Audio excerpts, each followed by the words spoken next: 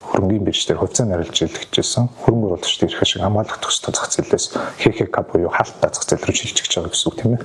Тэгэхээр энэ тохиолдолд бол санхүүгийн зохицуулах хорооны хувьд бол тухайн компаниуд шийдвэрээ бол компани тухай үйлчилгээний давуу шийдвэрээ мэдээж хэрэг хувьцаа эзэмшдэг урлагийг гаргасан байх ёстой. Дийлэг болгохын шийдвэр гарсан байх ёстой байдаг. За тэгээд гарсны дараа бол хөрөнгөний бирж болон санхүүгийн зохицуулах хороонд хүсэлтүүдэд ирүүлдэг. Тэр хүсэлт дотор хувьцаа эзэмшдийн шийдвэрээс гадна ямар шийдвэрүүд байх ёстой гэхээр нөгөө ХХК болох төслүүд байна. Мөн бол аудитын байгууллага болон хөрөнгөний үнэлгээний байгууллагаар компанийнхаа бүрэн үнэлгээг хийлгэсэн байх ёстой. Тэгжиж тухайн хувьцаа эзэмшигчдэд яг нэг ч хувьцаанд нь хэдэн төгрөгийн хөрөнгө ногдоод байгаа юм бэ гэдэг ийм гол бодит үнэлгээ гаргаж ирдэг гэсэн.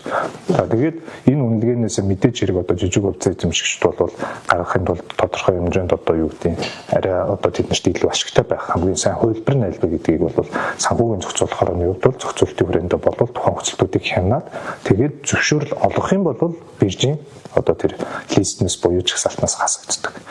Санхүүгийн зохицуулахаараа хувьцаа эзэмшигчдийн эрх ашигт одоо хохиролтой ашиггүй байна гэж үзэх юм бол зөвшөөрөл олохгүй байж болдог. Тийм тохиолдолд бол бирж дээр хэвээрээ үлдээж явдаг гэсэн. Тэгэхээр ер нь бол зохицуулалтынхаа хүрээнд бол хамгийн одоо жижиг хувьцаа эзэмшигч сайн хувилбар нь аль вэ гэдгийг л харж агаад мэдээж хэрэг тэр шийдвэрүүдийг хүлээн зөвшөөрөх үгүй гэдэг хорооны хурдлаараа шийдвэрээ гаргаж явдаг. Ийм зохицуулалт байгаа гэсэн.